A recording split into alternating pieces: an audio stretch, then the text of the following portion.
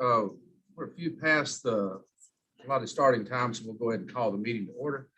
Ms. Jackson, you mind opening this up? I don't mind at all. May we all bow our heads in prayer, please? Most gracious Father, thank you for another beautiful day. We are so blessed to be in this world. Father, those that are on the coastline that are going to experience some of your wrath, please protect them as you go. And I ask that those that are able to help those, if anything should happen, to please go out and help your fellow neighbor. God, we are one of accord. We are all your children. Jesus, help us to understand what this world is supposed to be like. If you will, put your armor protection around all of us. And in Jesus' name, I do it, ask and pray for everyone. Amen. I did declare we have a quorum. Go ahead. Approve the agenda. Have a motion to approve the agenda. I'll make a motion. Motion PJ, second. Okay. Stewart, all in favor? Open forum. Have comments from members of the public. Hi, I'm Melissa Temple, and I just wanted to take a moment and introduce myself as the new Nursing Education Director at Mississippi Institutions of Higher Learning, and let you know that I look forward to working with you. Thank you, Dr. Campbell. We look forward to working with you as well. As those of you know, Dr. Temple is replacing Dr. McCrory in her retirement. Oh, that's great. I know the west side. My PhD students. I'm so excited. That's great. Well, you have a fan already, so. Yes. Are there any other comments from the public?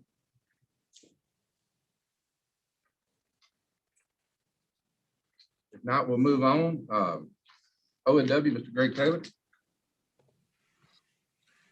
Good morning.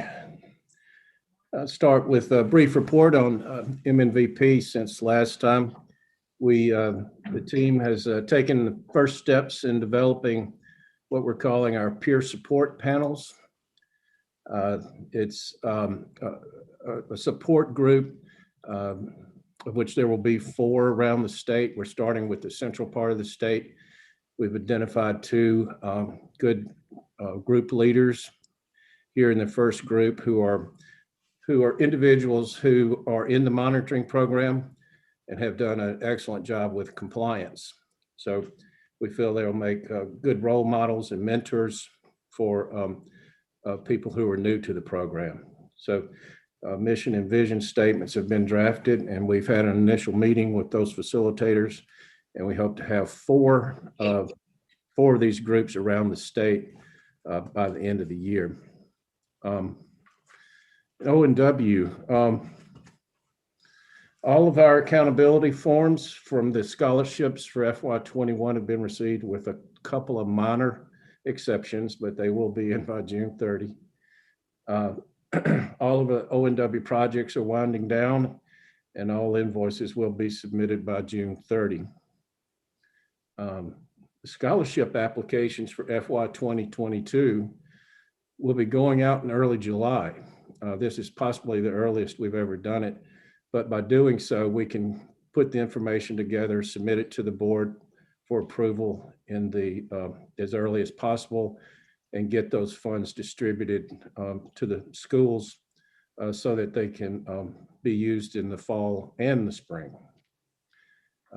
So that's puts us on a different schedule. Also with O&W, the advisory committee, 5 members will be rotating off June 30. We have identified 4 new advisory board members. So far, we need 1 more, and I believe Ms. Culpepper has a motion for those new board members today. Thank you, Mr. Taylor. I would like to make a motion today that we accept the nominations for the advisory committee through O&W. Those who have been nominated are Brenda Hood of Coldwater, Mississippi. She's a family nurse practitioner. You have Brian Maxey from Picayune, Mississippi, who Forest Health is an administrator of several facilities. Nina McLean of Philadelphia, Mississippi. She is a dean at USM for nurse anesthesia. She's the director there. Lisa Pearson of Amory, Mississippi. She is the practical nursing director for ICC. So I would like to make those nominations and the motion to accept those. Does anybody have any questions about those nominations? All right, now the second to that motion, accept. Second, TJ, all in favor? Opposed? All right, Mr. Taylor, back to you. Oh, that concludes my report, Mr. President. Thank you. Thank you. And I would like to say, Mr. Taylor, we appreciate the work you've done, ONW, and the dedication you put into it. And we wish you well in your further endeavors as you move on. Appreciate that. Wish you the same. Thank you. All right. Next, we'll accept some minutes. Board business. The business Zoom meetings of April 16th, 2020. Have a motion. We accept those into the record. I did. Oh, I'm sorry. Dr. Burke, practical nursing. Good morning, everyone. You just got to raise your hand. I have 4 recommendations from the practical nursing department. The first request is to offer a role delineation course at the Board of Nursing. According to our rule in 113, it states that there is qualification for graduates of approved accredited RN program to apply the right to NCLEX EEM. So the recommendation is, and the request is regarding the delineation course. This course will help facilitate the transition of individuals who graduated from an approved or accredited RN program in preparation to take in NCLEX. The course, it will follow the current curriculum as outlined in the Mississippi Community College Board PN curriculum, and the Director of Practical Nursing Education will be responsible for implementation. Those who are possibly in the course, they will be required to follow the outline, and there's an outline in you all's packet that describes the course in detail. The second recommendation is regarding Mississippi Community College. They submitted a proposal request to expand their current program to the SCUBA campus. The proposed program will utilize option 1 as outlined in the Mississippi Community College Board curriculum. And they also have a request to increase their credit hours by 1 hour. There's a plan to admit 30 students per year, because in 2019, they had to place 53 students on an alternate list. In 2020, they placed 49 students on an alternate list. So that was almost 100 students that were not able to enter into the practical nurse program. They have supplied letters of support from the community, and those are available. They also have support from their administrative team there on the school campus. The support services on that campus is equivalent to what's on the Navy campus. I have toured the campus. The site is appropriate and it gives me the requirements for a PN program. My recommendation is that they be given permission to operate a PN program. There with some considerations. They will need to refer to MCCB regarding the request to increase their credit hours. They will also need to contact Dr. Mack to receive a code for the new location. So that will be placed in the state system. Also, they will be required to adhere to the standards of the PN accreditation. And additionally, they'll be asked to provide the Board of Nursing with an outcome status report. And that will include the number of students in its first cohort, the number of completers, graduate rates, their pass rates, and any plans for their repeaters 6 months after the initial class graduates. The third request is regarding Lincoln Community College. They submitted a proposal to reopen their Natchez branch of the practical nursing program. They would utilize option 3 as outlined in the curriculum, and this is the same option as used by the Weston and Simpson County campus. They plan to admit 15 students, which is consistent with what they admit on the Weston and Simpson campuses. They did provide documentation from the community. Those are available, those letters. There is support for the vice president and the support service personnel on that campus. I toured the campus on June 1, excuse me. The site is appropriate. They do have equipment and supplies in place, and they're equivalent to what's on the West Simpson campus. There was a concern, and the concern was in 2015, that campus closed due to their retention rates, enrollment, complex PN test scores. And they have provided and do have an action plan in place to address those concerns. My recommendation is that Lincoln be given permission to operate the PN program from the additional site of Natchez. Again, they will need to contact Dr. Mackey to provide notification of the establishment of program. They are expected to adhere to the standards. And they're also going to be required to provide an outcome status report on their student numbers and their outcomes. My last recommendation is for Pearl River Community College PM program. They have submitted a request to change option 3 of the second curriculum to option 4.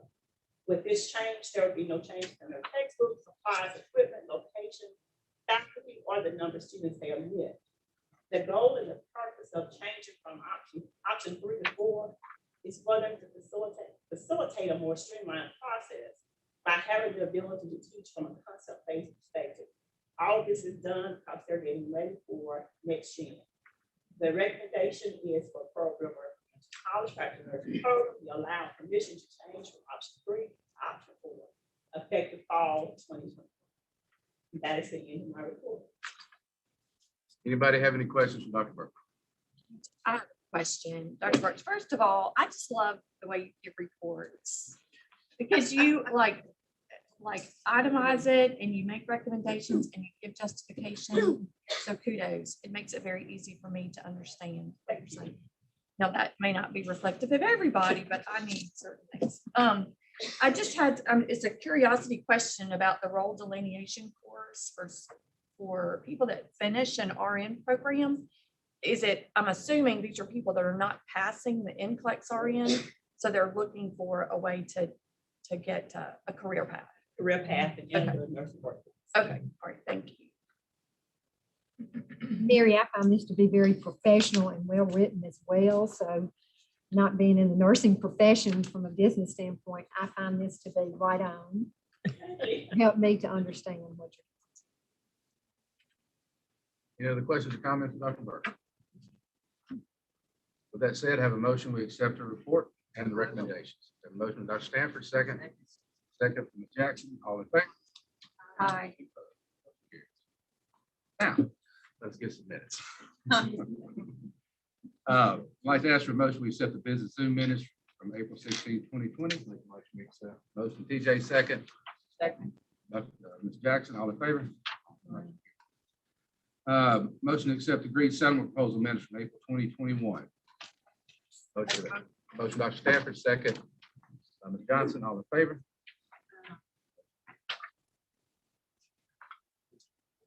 Motion to accept the board hearing panel minutes, October 2020, December 2020, and February 2021. Have a motion to accept those. So moved. Motion Ms. Jackson, second Ms. Johnson, all in favor?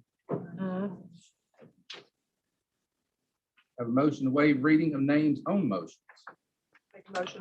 Have a motion, Dr. Stanford, second. Second, Ms. Moore. All in favor? All right. Future meetings, we have agreed settlement proposal July 20th, disciplinary hearings July 21, 22, and the business meeting will be July 23rd at 11:05. Panel members, Ms. Nancy Norris Johnson, Ms. Sandra Culpepper, Ms. Laura Moore, Mr. TJ Adams. Legislature. Right.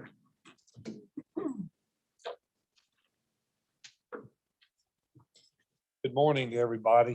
It's good to see everybody. It's been a while. It's kind of like one of those time warps where I was picking on our executive director, Miss Phyllis, and said that I needed Google Maps to find my way back, but it wasn't quite that bad. But hope everybody's been well. So I wanted to go over a few things with you. Before, I know Phyllis presented and we presented the legislative update the last meeting, but there was a bill I wanted to make sure you all were aware of, Senate Bill 2119, deals with pseudoephedrine and ephedrine. Remember about 10 years ago or so, Phyllis, the state, I think this state along with Oregon became the most restrictive in the country. You had to have a prescription to obtain it. And we had such a problem with meth labs in Mississippi. It was a problem, not only the ill effects of the drug, but there were a lot of children involved in rural areas and other places where this stuff was being made, which is extremely dangerous. So anyway, it worked.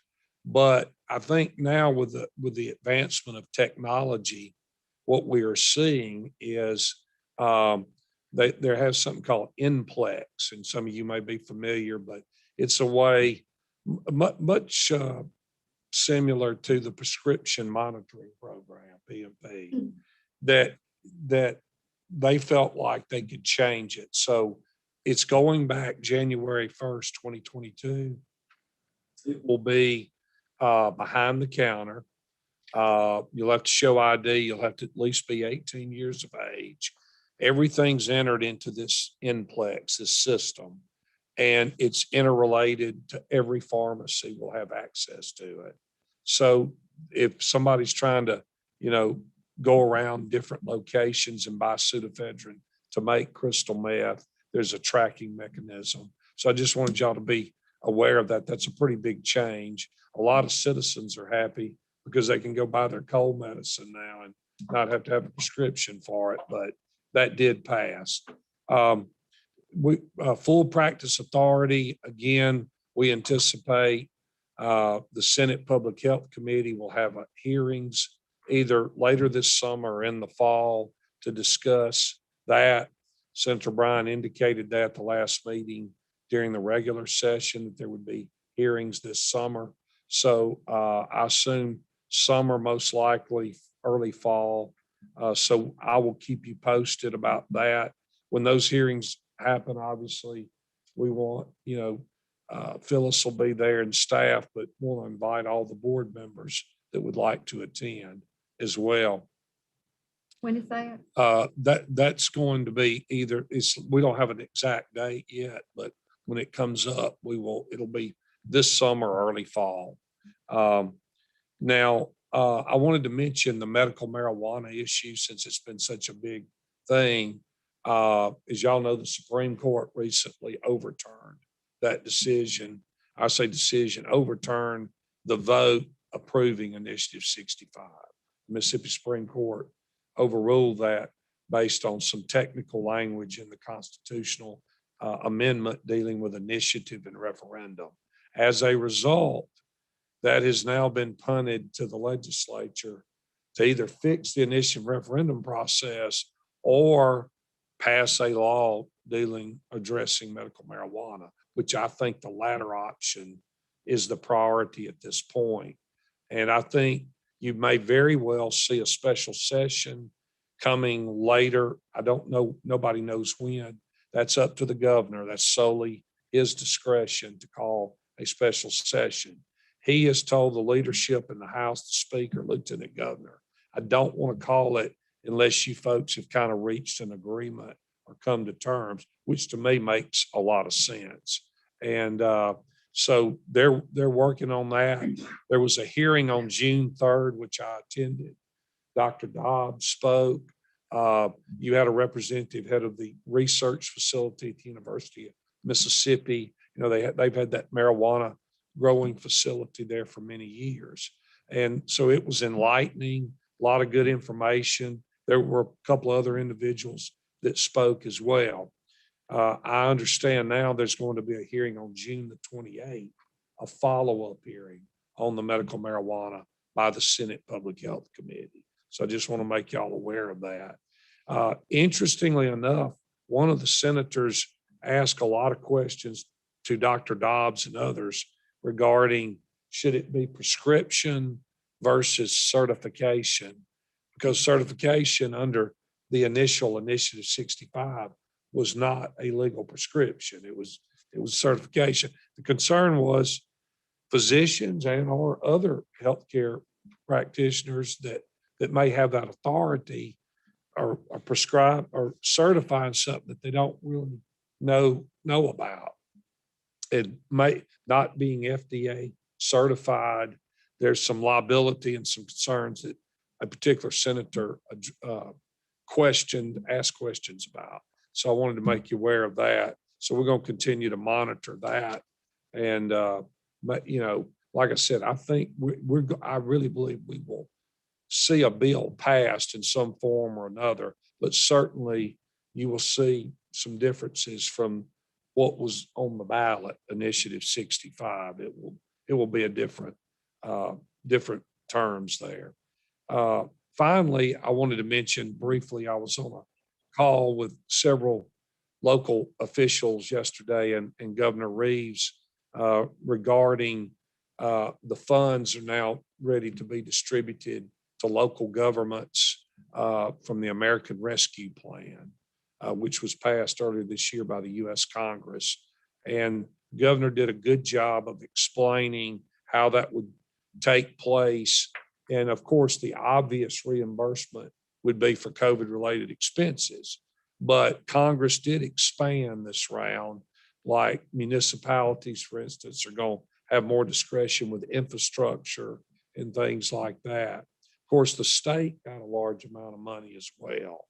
And I guess we will see going forward how they end up allocating those resources on the state level. But I did want to mention that DFA is working very hard, which is under the governor's office, to try to make it as easy as possible to get these funds out to where they need to go. So I wanted to make note of that. Are there any questions from members? Yes.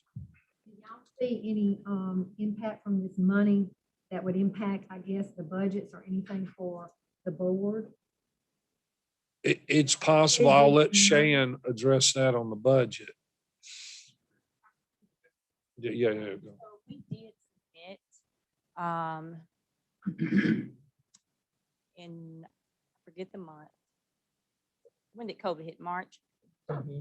So we submitted the budget request to be reimbursed for a lot of our COVID expenses, computers, all of the striping, the chairs, the different things that we did put in place. And it was a total of $319,000. So we are hoping to get that refunded to us from the expenditures. For the expenditures from that money that DFA has. So we're on the list. Yeah. Thank you, Shan. And that's obviously a benefit. I would like to mention too, y'all have heard a lot about this, and it didn't just happen with COVID, but the resources, broadband for rural Mississippi. And we have such an issue with access to health care for many of our citizens. And I know that's something this board's been sensitive to and discussed, but these resources are going to allow hopefully to faster and implementation of broadband. So hopefully with telemedicine, which is directly obviously related to our practices here, that's going to help provide better health care to our citizens of Mississippi. Just to throw something out there in case you ever have another one of those prescription questions. When looking at this before, the problem lies in that it is still a Schedule I federal. And there was a position somewhere that was prescribing DA came in and said, we're going to put your DA license, you cannot prescribe this medication. So that would be the simple answer. Federally, it cannot be prescribed. Yes. And I learned that lesson through my daughter, believe it or not, who's a pharmacist. I was talking about, she said, well, that's a Schedule I drug. I said, thank you for that input. But government ever changed, it would make it so much sense. Well, a related issue is the banks. And that's another big problem. But, federally, you're not, because of that, the prohibition in the law federally, the banks are not supposed to handle the money. Interestingly, one of the state bills proposed last year had a provision that was okay for the banks to handle it, but that's not going to override federal law. I think they put that in there because they do anticipate that federal law may be repealed eventually. And I guess they wanted it in place. So when it got repealed, the banks would be comfortable doing it. But it's kind of the same. Yeah, same thing. All right. All right. Thank y'all. Appreciate it. Thanks, Trey. John. Good morning. I'll be brief this morning. I did want to touch base on a couple of things to bring to your attention in my report, and that is the National Council State Board of Nursing annual meeting that will be conducted August 18th through the 19th. It will be virtual. Registration is open. So if you wish to attend, please go on site and register for that event. Additionally, the NLC Commission annual meeting will be August 17th, which is the day prior to the annual meeting starting for National Council. That registration is also open and it is complimentary to members. And you all are members of NCSBN. So if you're interested in attending that, please go do so. It will be a virtual event as well. It is very important that you are registered if you're interested in attending. Today, we also need to select delegates to represent the state of Mississippi at the National Council Annual Meeting. We need 2 delegates and 2 alternates. And I've spoken to Mr. Chair about that, and I think he'll talk about that a little bit later, but we do need to get that today. I have to get that information back in, excuse me, to National Council. And I usually try to do that prior to July 1. July is the deadline to submit those names. I will preference that by saying we have one of our own that is on the slate, Sandra Culpepper, for the Leadership Succession Committee. So it's very important because the delegates vote. And it's important that we have someone that, you know, is supportive of our individuals as well. I will say that I am on the slate as well for President-elect of National Council of State Boards of Nursing. That is reflective of you all and your support and your leadership, as well as my staff, because I could not do what I'm doing without my staff and the support of my board members. I was approached, not that I was looking for that position. I was approached by my peers in the executive office arena across the United States, asking me if I would consider applying for that position. So after much debate and a couple of the board of directors from NCSBN and much prayer, I entered my name in the hat, in the ring. And so right now I am, I think, the only one on the slate. They can have nominations from the floor, but my plea right now is to say thank you, and I ask for your continued support because I think it's very positive for Mississippi. I think Mississippi is very proactive in a lot of things that we're doing in nursing, and that's reflective of the leadership of the board and again, the support of the staff. And I tell them the SIP, they call Mississippi the SIP because that's my nickname for it. And they look to the SIP for a lot of things. So that being said, I just want you all to be aware of that. So we do need the delegates and the alternates selected today so that we can get that information in and get you all set up for what you would need to do and get your delegate packets out once Colleen sends that information out. Again, the Board of Nursing Retreat is another thing on our agenda. We definitely need a date. The staff has worked very hard to put a program together. We have, I think, some dynamic speakers set up. We're not going to let you know who they are because we want that to be somewhat of a surprise as we get closer to that time. But we need a date so that we can finalize a venue. And we have a place in mind, but we need a date. So that's the other thing that we would need from you guys today is to give us a date as to when that can be done. The fourth thing that I want to bring to your attention is the Mississippi Board of Nursing has been selected by the Mississippi Business Journal as one of the best places to work in Mississippi in 2021. There will be a breakfast next Thursday honoring all of the individuals that were nominated and selected for that.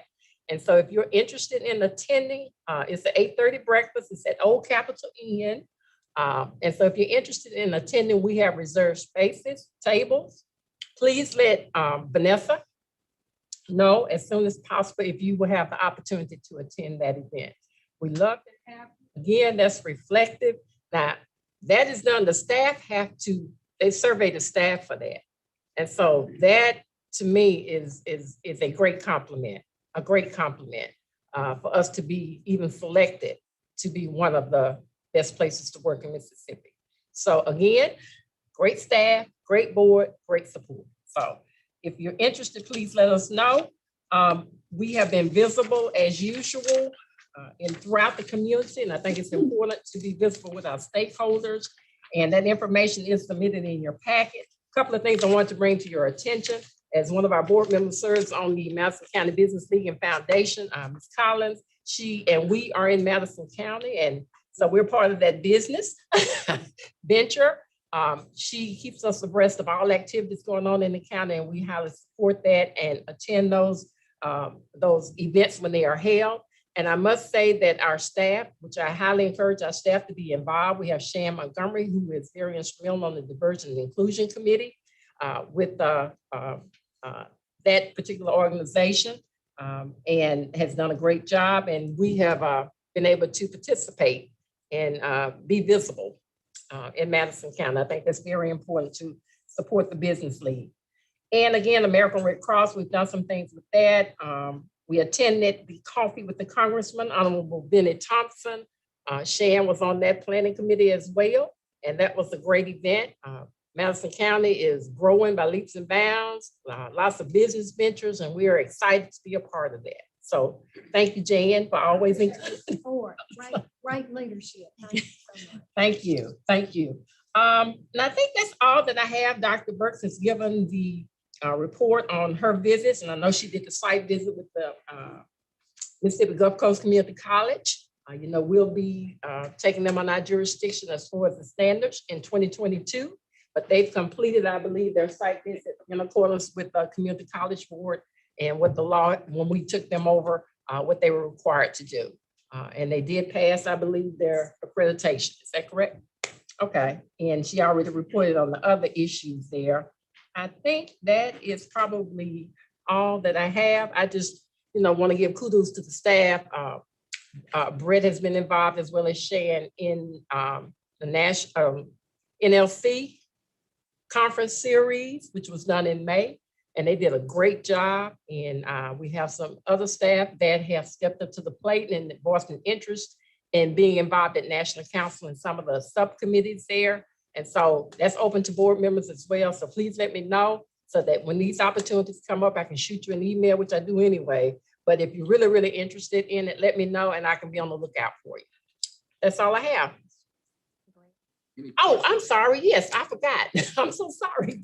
Greg Taylor, and you've already thanked Greg, but I wanted to thank Greg. This is his last meeting with us. July 9th is his last official day as an employee here at the board.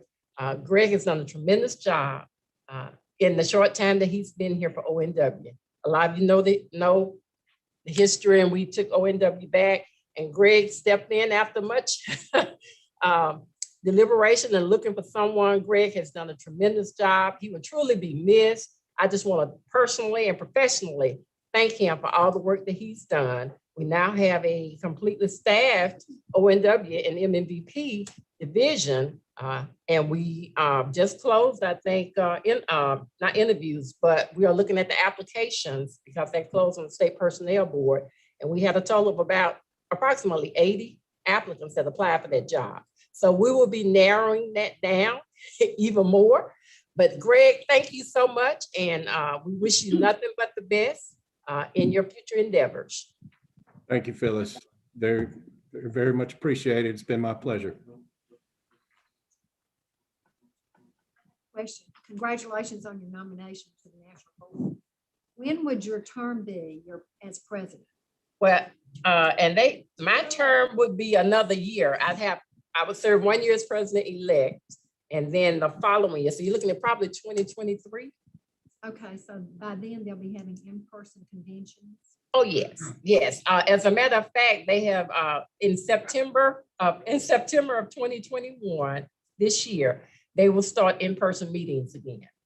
That has already been communicated. They will start off selecting certain meetings at first, but pretty much next mid-year, they're looking at in-person. So it'll be next March 2022, they'll be in person. As you know, the elections are held in the annual meeting in August. But yeah. Wow.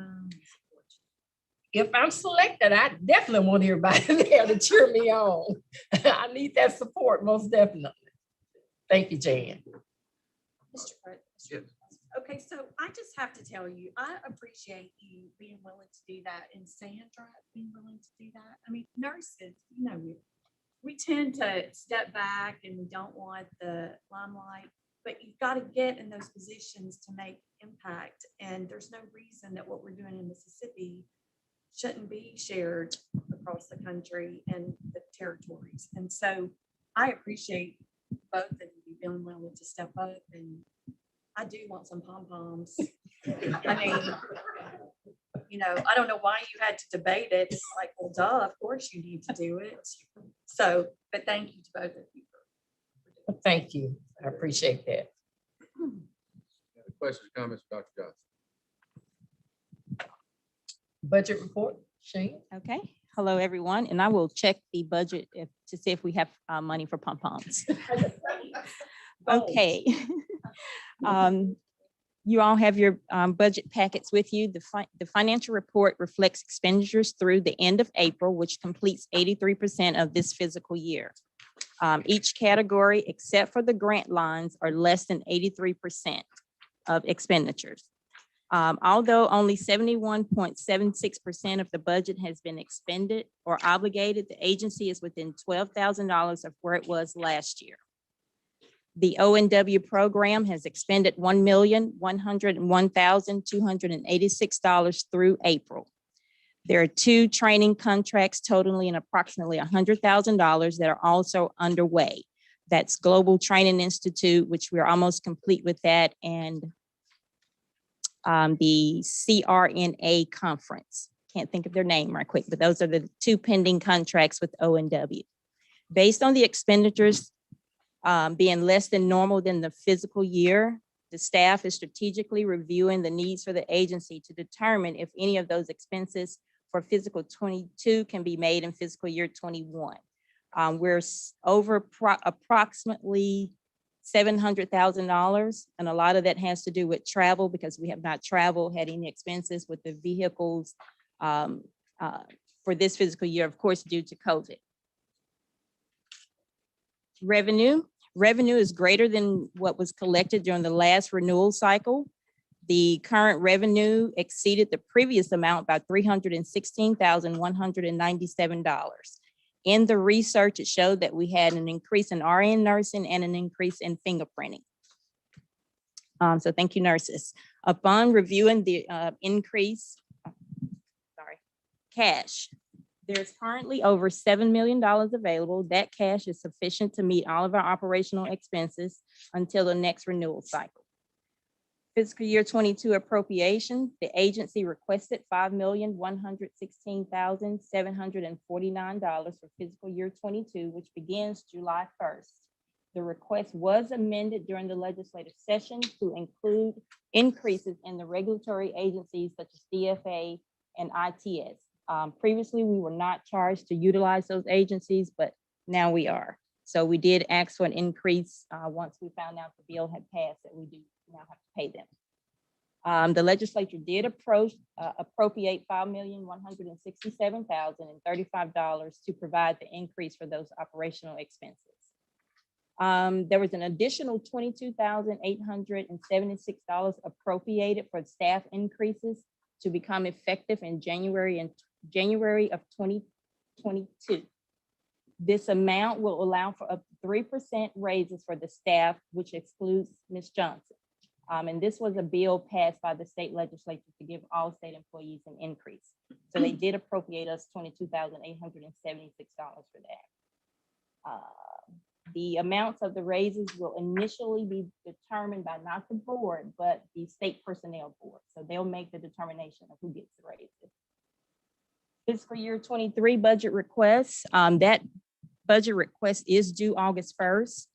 We will be communicating with the board members and the staff for items to be included in that request. So you'll receive an email from me probably this week about any requests, programs, anything you want to see added in the fiscal year 23 budget requests. I think we've already done that with the staff for any requests. We do anticipate asking an increase for Ms. Johnson and for the court reporter position. We will continue to ask for those 2 requests. And finally, the grant is underway. We did find out that as a state agency, we do have to go through ITS to get approval before we can post the RFP. We'll be sending that over Monday. So hopefully by next week, we will know if they approve the RFP for us to post it. And then we have 21 days to leave it out there for the bids. So we'll be giving more update on the grant. Any questions? Any questions for Shannon on the budget?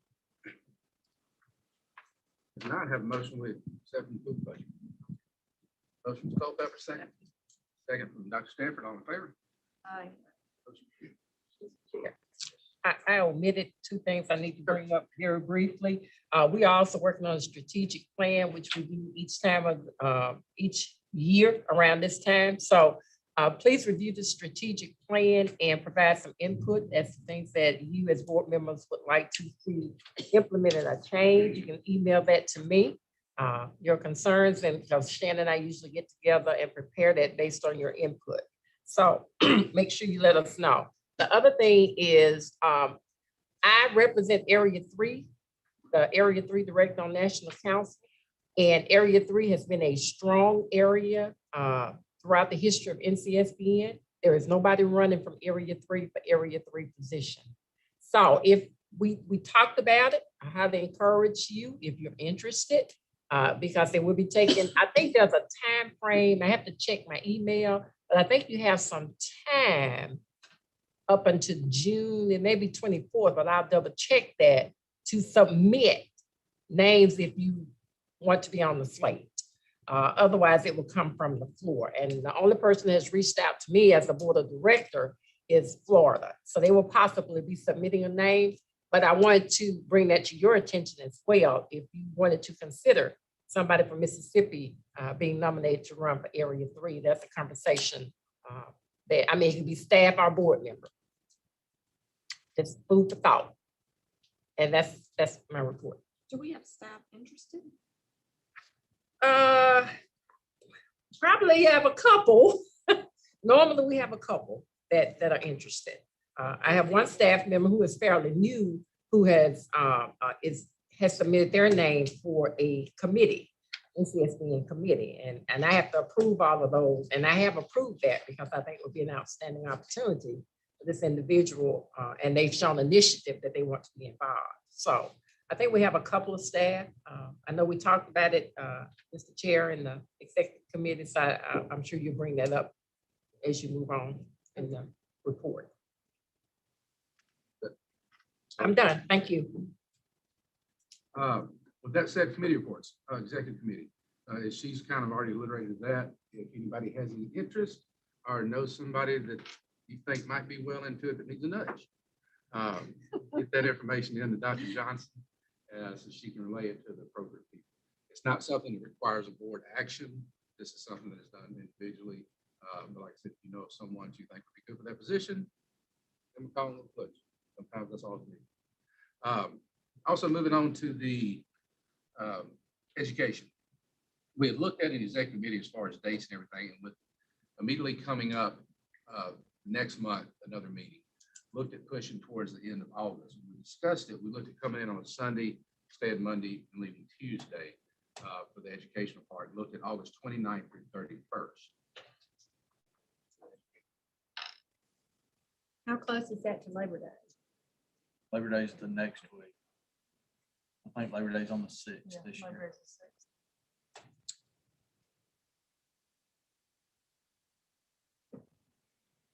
Questions on that?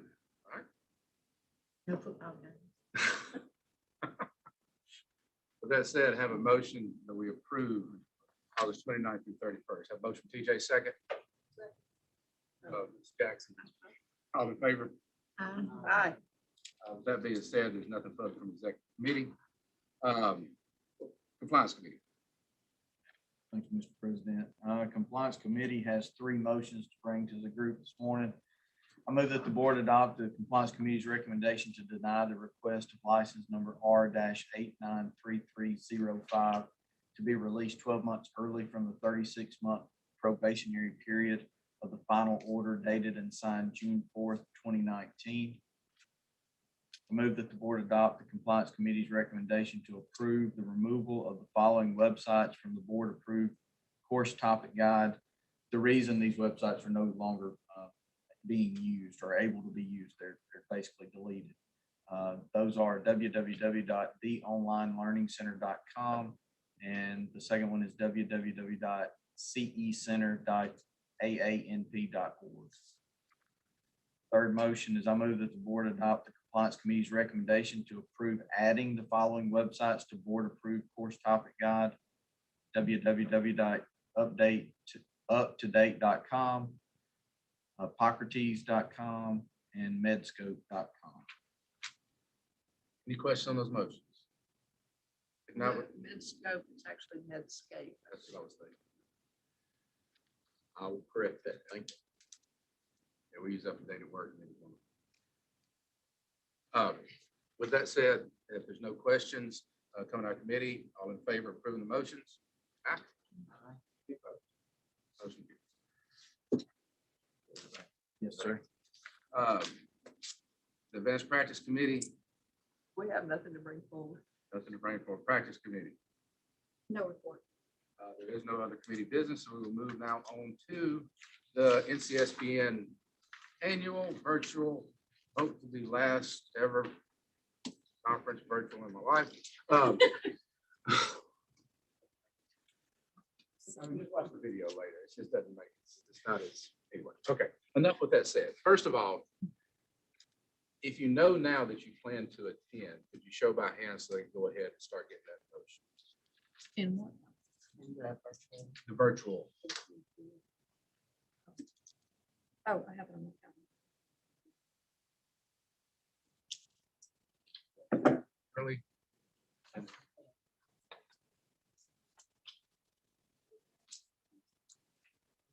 That's what, that's what I'm counting.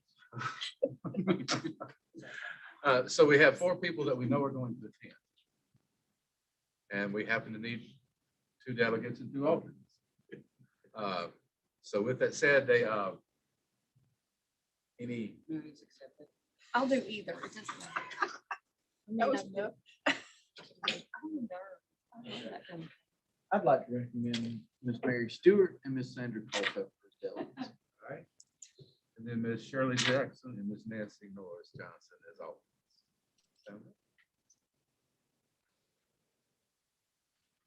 All right. Any further nominations on delegates? If not, have a motion, we approve delegates. Motion from TJ, second. Second from Dr. Stanford, all in favor? And motion carries. If you find that you will be doing this, just make sure to get with it could be you or Vanessa, somebody to make sure we get everything turned in and submitted. What's the deadline for that? All I have to do is submit their names, and once I submit their names, they'll be notified and get a packet. I mean, something to review prior to that time. Just to sign up for the conference. Is there- Oh, set up the conference, yes, I can send that link out, or Vanessa can send the link out, or you can go on the ncsbn.org website and register that way. But I'll just go ahead and send it back out to you. Next thing we have is election of officers. There's, wait, okay. I will turn it over to Ms. Colbert. So today we will get here the nomination committee. I will be handing out the nomination form, well, the forms for elections. And just correct me if I'm wrong, it's for the nurses within the board. Correct, only. for the consumer and the.